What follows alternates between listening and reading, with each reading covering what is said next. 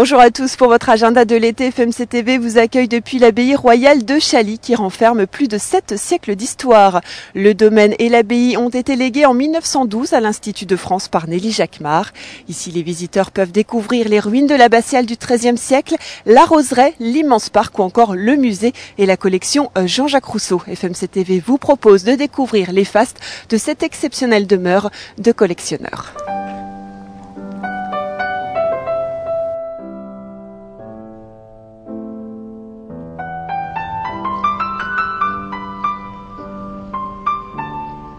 Vaste domaine protégé, niché au cœur de la forêt d'Ermenonville, l'abbaye royale de Chaly renferme des joyaux du patrimoine.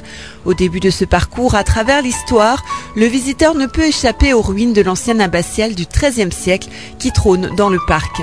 Ici, chaque pierre, chaque détail nous transporte dans la vie des moines de Chaly. Pour l'histoire, l'abbaye cistercienne de Chaly a été fondée en 1137 par Louis VI en mémoire de son cousin Charles le Bon. De style gothique, sa construction fut achevée en 1219.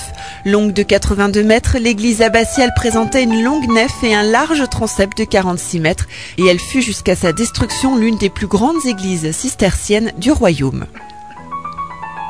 Un peu plus loin, dans un deuxième cloître, la chapelle Sainte-Marie a également été construite au XIIIe siècle.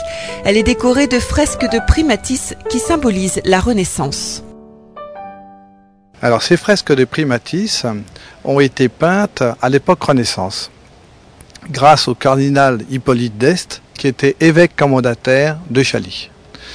Le cardinal d'Este était un cousin et ami de François Ier. Et c'est lui qui a fait venir, je dirais, le Primatis en France. Et il a d'ailleurs fait beaucoup de décors à Fontainebleau.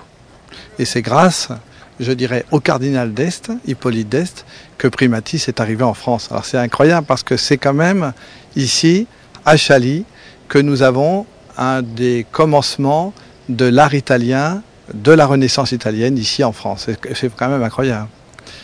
Alors donc, vous avez ici ce qu'a voulu faire le cardinal de Ferrare, le cardinal d'Este et le Primatis, c'est l'histoire de l'Église vue par Primatis. Donc vous avez Dieu le Père qui envoie ses messagers annoncer la bonne nouvelle.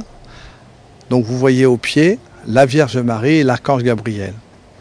Et sur les voûtes, vous avez tous les pères de l'Église avec leurs attributs et vous avez les 4 évangélistes. Et dans le chœur, vous avez tous les petits amours, tous les petits anges qui portent les fruits de la passion, tous les fruits de la passion.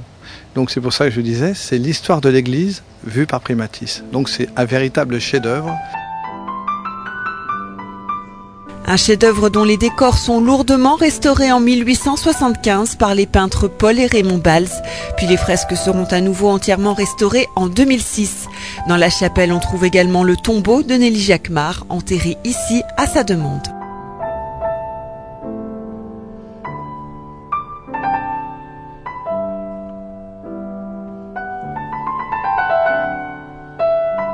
Veuve du banquier Édouard André, mécène et grand amateur d'art, Nelly Jacquemart acheta en 1902 le domaine de Chaly. À la fois peintre, voyageuse et collectionneuse, elle décide de rassembler ses collections dans le château. Aujourd'hui, le musée abrite meubles, tableaux et objets d'art qui vont de l'Antiquité au XIXe siècle. Nelly habitait ce château.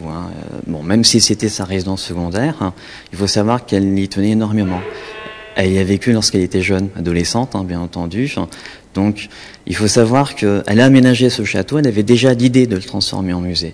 Mais elle a vécu, c'était sa maison, c'était ici qu'elle vivait. Et dans son testament, elle stipulait bien qu'après son décès, ce musée soit ouvert, ce château soit ouvert au public. Il y a quelques petits objets qui ont été rajoutés, bien entendu, depuis Nelly Jacquemart André. Vous avez par exemple la collection Jean-Jacques Rousseau. En fait, c'est une collection qui a été mise en vente en 1923 et l'Institut de France, l'actuel propriétaire des lieux, s'est porté acquéreur de cette collection. La collection est faite de centaines de pièces rares qui nous présentent des facettes peu connues de Jean-Jacques Rousseau, ses relations avec les femmes, son œuvre musicale ou encore sa passion pour la botanique. Autographes, partitions, portraits et gravures nous guident dans une biographie impressionniste.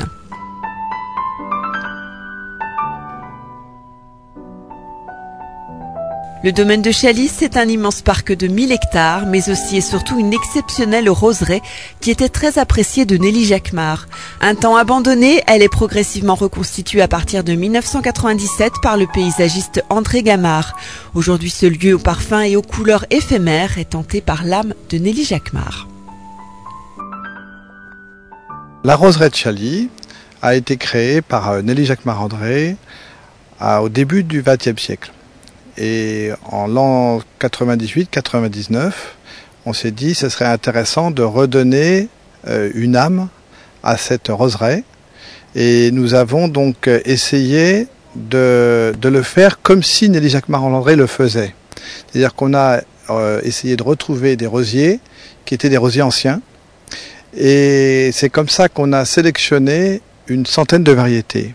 Ici, il y a une centaine de variétés qui sont organisées, qui sont mélangées avec des vivaces. Donc on a à peu près 1000 rosiers et 1000 vivaces. On a l'impression que Madame Jacquemart-André vit encore ici, qu'en ouvrant une porte, on va la trouver dans une chambre, vous voyez. Donc ça, c'est une chose qui est importante pour nous, pour montrer que le lieu est vraiment une atmosphère un peu particulière, qu'on ne voit pas partout.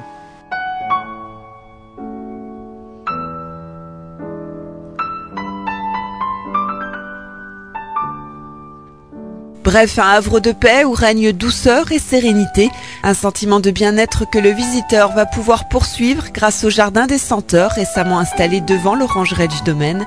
Ici, entre plantes aromatiques et huiles essentielles, le voyage au pays d'essence est garanti. L'idée, c'est que les visiteurs viennent tout doucement dans le jardin aromatique et sentir les plantes, les identifier puisque chaque plante est nommée. Et ensuite, on les attend aux ateliers des parfums pour continuer en fait la découverte. C'est un parcours de découverte des odeurs. Donc on travaille sur les huiles essentielles. Il y a une bonne quarantaine d'odeurs différentes à découvrir ou à redécouvrir. Et ça, c'est le premier point. Et ensuite, l'idée étant d'aller jusqu'à la composition d'une eau parfumée. Donc, on fait un atelier de reconnaissance et ensuite de création.